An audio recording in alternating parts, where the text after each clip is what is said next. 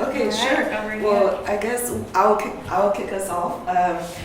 We are Team Impact Guild from Harvard Business School, and in the past 2 months, we've been having the privilege and honor to work with Sacred.org via the Housing Coalition, facilitated by the Impact Guild, on the housing insecurity issues in San Antonio. Next slide. Awesome. So to give us a little bit of a roadmap of where we're going today in this presentation, after a brief introduction on the context on the team, we're going to dive into the key insights that we gained from the focus group and our recommendations before talking a little bit about the solutions that we're going to be proposing, in addition to some additional considerations and risks. So who are we? We are a team of first-year business students at Harvard Business School. I'm Tracy, this is Sam, we have Jeremy, Meher, and Priya. We also have Mustafa on the team, but he's out today because of COVID.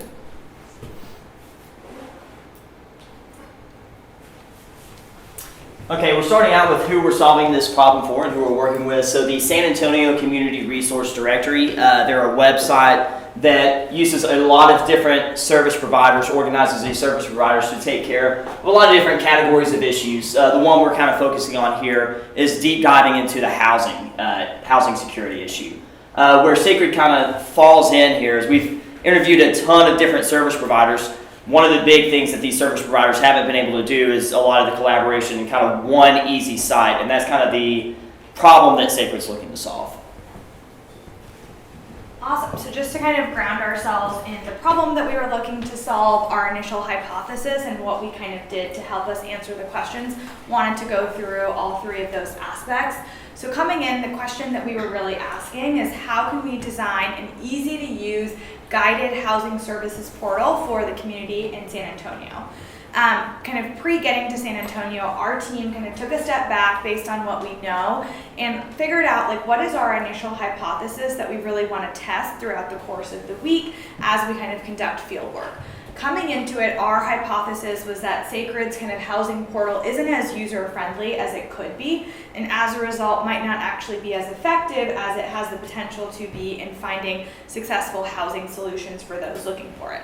So in order to kind of understand that hypothesis, test it, experiment, evaluate, we did a couple things. We obviously connected with all of you to get a good sense of the context, what's happening in the San Antonio community, and what we should be considering as we're going through this research. And then we also did a lot of field work while we were here. Thanks to everyone in the room for organizing that for us. And so we visited service providers. We had 2 panel discussions with individuals who were very well connected in the housing services community in San Antonio. We conducted interviews one-on-one, and we also were able to conduct interviews with individuals that were looking for housing services beyond kind of at the service provider level. So with that, let's give it to the team to kind of deep dive through our research. So why is this project important now? I think it's important that we talk a little bit about the context of the project and about the housing crisis that San Antonio, the city, is experiencing right now. We did some analysis using the Equity Atlas tool provided by the city, and what's really astonishing to us here is if you compare the race distribution and the income distribution, there is a huge overlap between the areas with low income and the areas with a high percentage of people of color. As we've learned from you guys, zip code 78207 is one of the lowest household income in the United States based on 2020 consensus. And also in more recent years, the tax code of Texas exacerbated the wealth gap because of Texas' high reliance on the property tax. Texas has low sales tax and it has no income tax. So over the past few years, as the home values rise, many families have found it very difficult to afford the rising property tax. And also for the regions that are historically poor, it's very difficult for them to reinvest money from tax revenue into the region. So it becomes like a chicken and egg problem. Also, what's happening in recent years is the city's growing population with the city's initiative of attracting more higher income talents coming in. Coupling that with the pandemic, that's been causing the housing crisis issue that we're facing now. And that brings us to recent developments on this issue, obviously a very salient issue in San Antonio, especially given the recent policy updates, specifically the City Council approving the SHIP as Mr. Carmona talked to us about, and more broadly, we dove into the SHIP to understand how the plans detailed there aligned with Sacred's goal, and we actually found that one of the key goals of the SHIP was to develop a coordinated housing system, which would be a one-stop shop that would provide central access for people who needed help with housing issues. And that's closely aligned with Sacred's goal in the housing portal as well. So it really goes to show that this is a pressing issue and one that Sacred is having a tangible impact on. And also, of course, would be remiss not to mention the $150 million housing bond that was just passed a week ago, because it just goes to show that the city is really pumping resources in, and the civic community is united around seeking to address this problem through a wide range of strategies detailed here, including rehabilitating homes, preserving affordable homes, building new homes, and providing permanent supportive housing for people who need it. So that was the macro context. We also want to have a brief note on who are we focusing on for the end users of the portal and of this project. In the long run, we understand that for the portal and for this project, overall, there are two major groups of users: the individuals who are in need for housing stuff, and also the people who are the service providers who are helping these individuals in need. So currently, our understanding is that the majority of the users are the service providers, and that's why we are focusing on them, the service providers for now. But in the long run, our hope is for the portal to be as user-friendly as possible for the individuals in need as well. Awesome.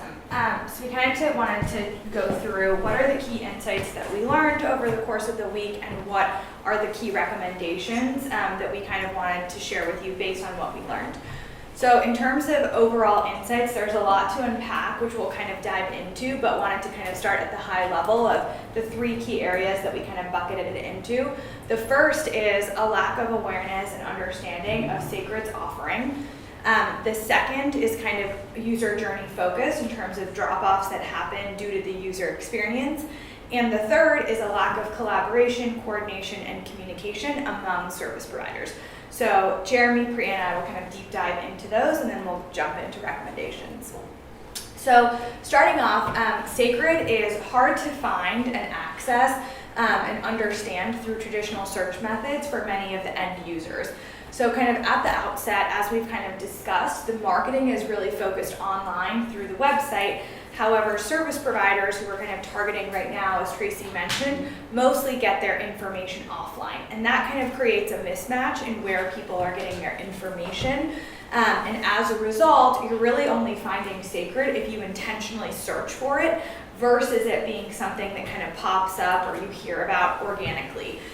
We also kind of did a Google search to see where it comes up, and you'll kind of see that it doesn't actually, unfortunately for all of us, come up on the top page, which is something that we'd love to see kind of happen in the future, so that people who don't just search for Sacred are able to find it and hear about it. The second key area is that awareness is driven by word of mouth. So as we all talked to a lot of the service providers and the directors who kind of came in our panel discussions, they talked a lot about their legacy networks and their personal relationships with different services and resources in the community as a way for them to understand the housing resources that were available for individuals who came in.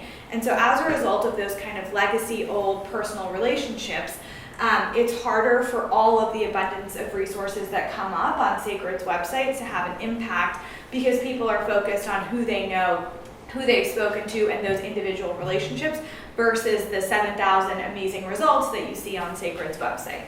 And the third kind of key reason is that the flow of information feels a little broken as it stands today. So there's a large amount of service providers that are on the website and that are accessing it, and they each have a unique set of information because they're dealing with different individuals that come in every day, different circumstances. Some are emergency circumstances, some are longer term, and there are just a lot of situations over there, and they have different resources and information that they can pull in. And as a result of kind of the annual updates that Sacred is only able to do, because there are only that many resources that we have to be able to do those updates, what happens is that there's outdated information and there's not key information that service providers might have when they're doing their weekly updates that Sacred could kind of utilize. So overall, that's kind of leading to this issue of the lack of awareness of all the amazing qualities that Sacred has to offer. So kind of based on those 3 key insights, we wanted to share recommendations for the future. The first is, given that marketing is online, but the service providers are offline, what we're recommending is to target marketing to the service providers at this stage as the end user through a balance of online, maintaining the website, but also offline in terms of print marketing or other simple things that can get information to service providers where they are, and use that to really raise awareness of Sacred and its existence in the community. The second is that since awareness is only driven by word of mouth, our recommendation is to really leverage that. Word of mouth marketing is one of the strongest pieces of organic marketing that you can have, and given that Sacred already has that, there's a way to continue to encourage that through a referral program, which actually incentivizes people to continue talking about Sacred in the community. The other thing we were considering is there a way that we can kind of create a name that's sticky for the portal, and it's really easy for people to see it, to drive search engine optimization on those Google results, as well as for something to kind of stick in their mind that's easy to spread in the community. And the third is that given that the flow of information is broken, kind of thinking about how can we partner more closely with all the great service providers that are out there. Is there a way to ensure that we can have more timely, regular updates from their end and ours to kind of come together and make it more efficient? And also, are there ways to have a more tight-knit kind of training about the Sacred's offering and how service providers can use it in order to create that kind of closer partnership and dynamic? And with that, we'll hand it over to the team to go through the other 2 key insights. All right, thank you. So our next really main key learning from this week was really to observe the user experience and look at their pain points while actually navigating the portal. And by portal, we just mean with the current mental health services portal. So we really found that users are experiencing a lot of complexity when they navigate this portal, which eventually just leads to frustration using it. And unfortunately, then there's a drop-off of users who don't follow through and actually are able to utilize the resources provided. So the first main issue is that users are overwhelmed by the multitude of resources that are presented to them after they search. So currently the resources are prioritized by proximity to the zip code that the user enters, which is great, and we want to continue doing that because we are aware that a lot of end users may not have the transportation to access resources that are further away. However, after that, the resources are not further narrowed by any other criteria after the proximity. And so another aspect we noticed is that a lot of times there won't be any information on current capacity or current availability of these resources to accept these users, or even information about documentation required or fees, and a lot of times users may not have those documents or may not have the ability to pay for these services. And what happens is that when they actually take the first step to go visit these resources, they're a lot of times turned away. And so this results in either frustration or having to go back and try other resources, which results in a lot of time spent, and a lot of times the user will just not go through with the iterative process to use these resources provided. During our focus groups, we also heard that it's effective to give people maybe 3 options instead of 10 or 20 or 35 to go through, and so that iterative process seems effective when they actually go through with it. So we're hoping that, and when we'll talk about on the next slide with the recommendations, that with these further criteria on the taxonomy, they'll be able to further refine the resources. The second main frustration we noticed was that users sometimes lack the ability to navigate the portal by themselves and prefer the human interaction, that warm line, in order to navigate, especially in emergency situations. And so we find that in a housing emergency that's very time sensitive, users are not going to be wanting to take in new information or learn to navigate a portal. They really want that instant in-person interaction, both for a reassured feeling, but also just for the fastest service possible. And a lot of times these delays could be fatal. If someone's roof is going to collapse on them, they don't have time to sit down and navigate a portal. They need help right away. Moreover, we heard that the portal may not be accessible for all, and I know Sacred has done a phenomenal job of trying to make it fully available in Spanish as well. But then in the actual portal, if Spanish resources are available, we need to make sure that it goes beyond the language and also just readability, or people who are perhaps colorblind or have difficulty reading small text. I think that all goes into the user experience and can help make sure that users don't get frustrated and drop off early. One thing in general we found that we'll talk about the flow of the portal, is that more than 3 clicks, a lot of people tend to drop off. And so while we want to balance having extra information for relevant resources, we also need to balance that with keeping it simple and minimal. Next slide, please. So what do we recommend to solve these issues? Well, first, for the overwhelming multitude of resources, in the short term, we really want to focus on 3 extra criteria or taxonomy for the portal. So apart from proximity, we want availability, documents, and fees. And that will really, apart from the proximity, further refine the search criteria while balancing just 3 extra questions and not overwhelming the user with a lot of questions.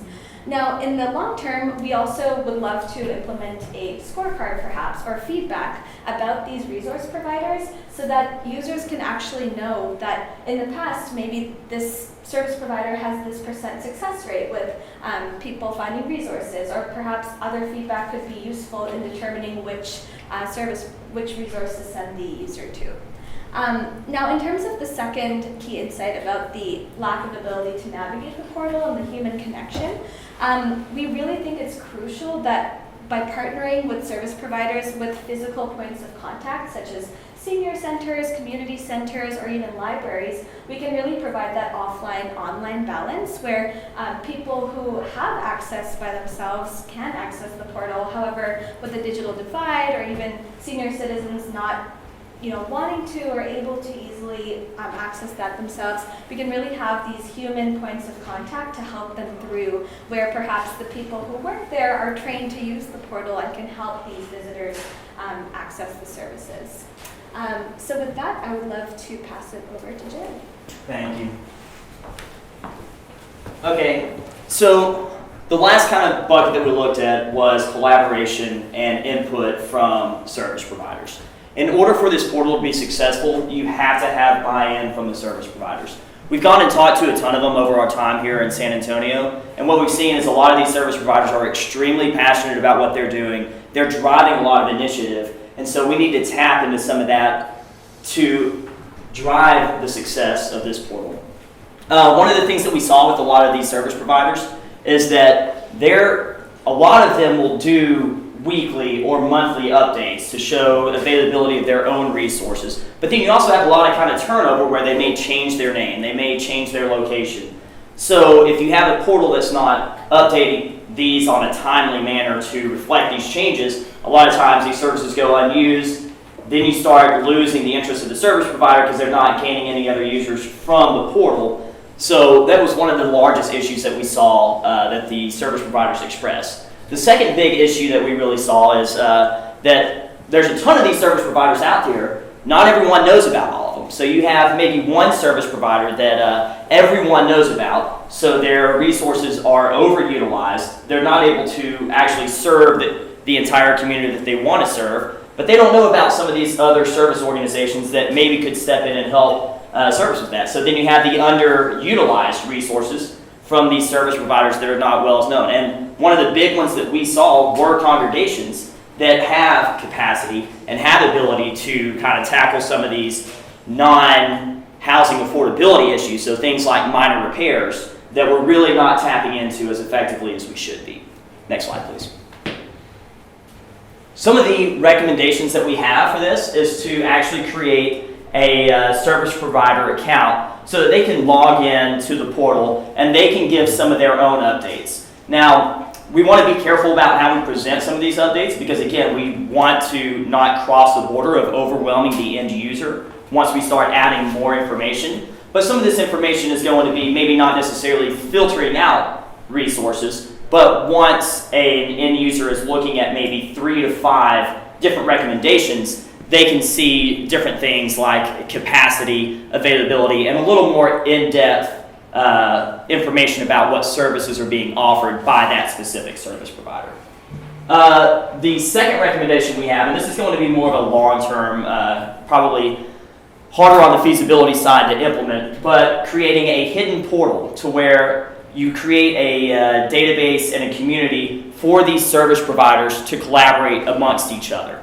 That's going to maybe include things like a geographic map with shading over areas of, if you search for roofing repairs, you have a map that shows, hey, this organization handles roofing repairs in this area, and you can kind of see where are there gaps in this service being provided, where can we fill a hole. The other part of this is going to be a lot of information sharing. So right now there's not a whole lot of lessons learned passed between different service providers. There's not a whole lot of, hey, if we're overflowing in capacity, this is someone we can immediately turn to.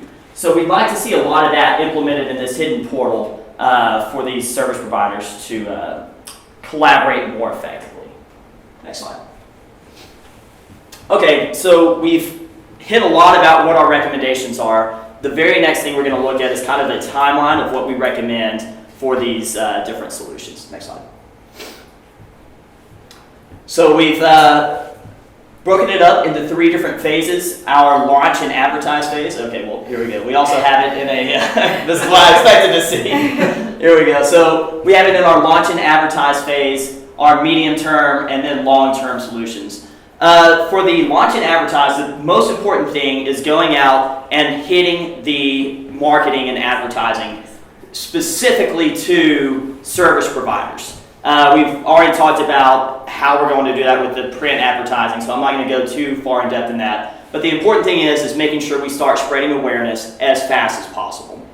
The medium term, we're going to focus on implementing some sort of feedback so that we can determine how to improve the portal as we're going along, and then also what the success rate for different users are and for different service providers. So which service providers are actually able to take in and do the resource that that the portal says they can perform. We're also want to early on give the service providers their own accounts to start updating their information. Because like I said, what's critical to all this working is having that service provider input. So it's very important that we hit that very early on. And then also to make it easier on the end users, working with these service providers to create volunteer-based warm line. So maybe setting up an availability of time blocks where people can jump in and volunteer to help people navigate the portal.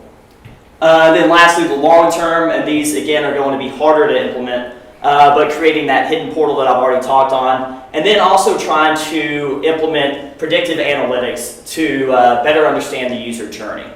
Part of this predictive analytics is making sure that we're providing a whole package of resources. So if someone goes in, was just evicted, looking for a place to stay, we can say, okay, we already know that because we have this hidden portal where different organizations are able to collaborate, they're going to need moving services as well. So we're going to have to find them a place to stay. They're going to need moving services. They are going to need maybe help with job searches.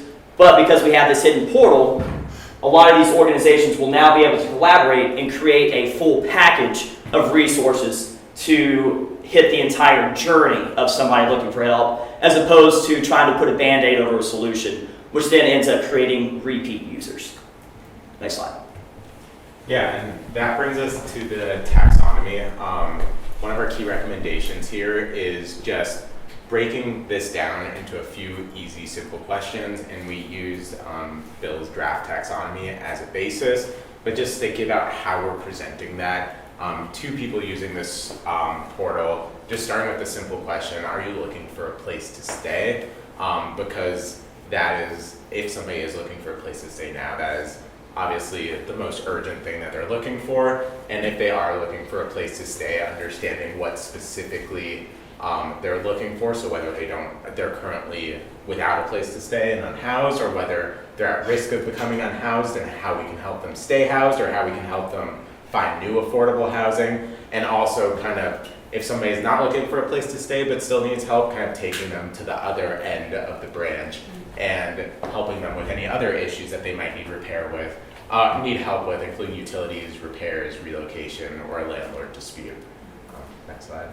And beyond that, we also use the mental health portal as a template here to think about how we use the filters for housing services rather than mental health services. And for that, we focus on transit accessibility, knowing that many people using this portal may not have access to their own personal vehicle, and also focusing on what's currently available as well. And that ties into our early recommendation of collaborating closer with the service providers, because if the top 5 recommendations are, if somebody's looking for a shelter tonight and their top 5 recommendations are all places that are fully occupied, it's not going to be of much help to them. So being able to help those in immediate need find a place versus somebody who's looking for something maybe a little bit more down the road. And then we also have additional filters. Again, this is just from what we heard in our field research.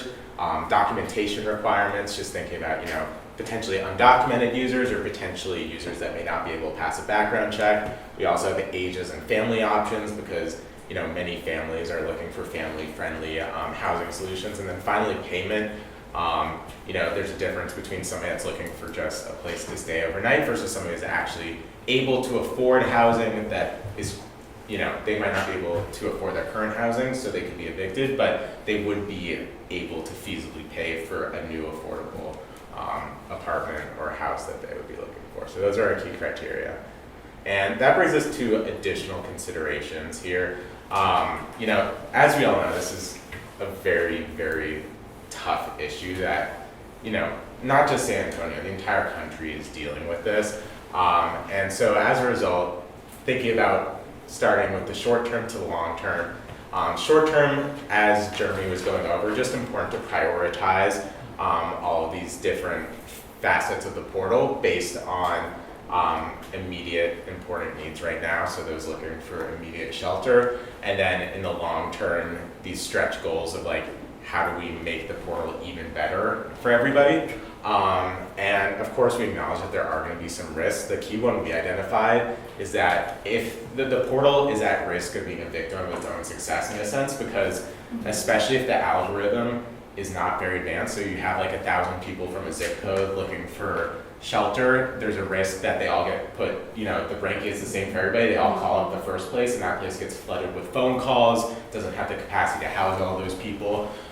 So to mitigate that risk, kind of thinking about how we can best narrow down and target every user's specific needs rather than kind of sending everybody to the same spot. And then finally, our conversations that we had with the city, particularly Chief Housing Officer Carmona, really point us to the fact that none of this is happening in a vacuum, right? Like, this is all happening in context of a housing crisis across the country, a housing shortage in San Antonio, and to that, we identified some creative solutions that the city can look into and potentially work with these service providers to implement, including stuff just having faith organizations use excess land to build affordable housing, legalizing ADUs and casitas, and providing construction funding and even financing, because for a low-income family that needs a place for their grandma to stay, they might not be able to take out a loan to spend $100,000 to build a casita in their backyard, but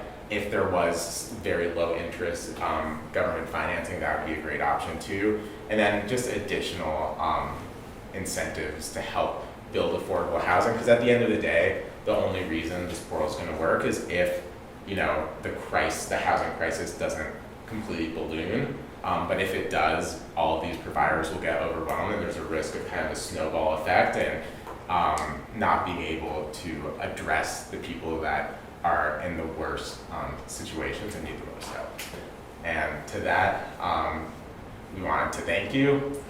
This has been an amazing experience. I mean, it's been eye-opening. It's been so many insights, so many learnings, and just meeting so many amazing people that really care about tackling this issue and trying to make San Antonio a better, more equitable place. It's really been great. So I want to thank you all for your time and for all of your help. So, all right. thank you. Thank you. Thank y'all. Yeah.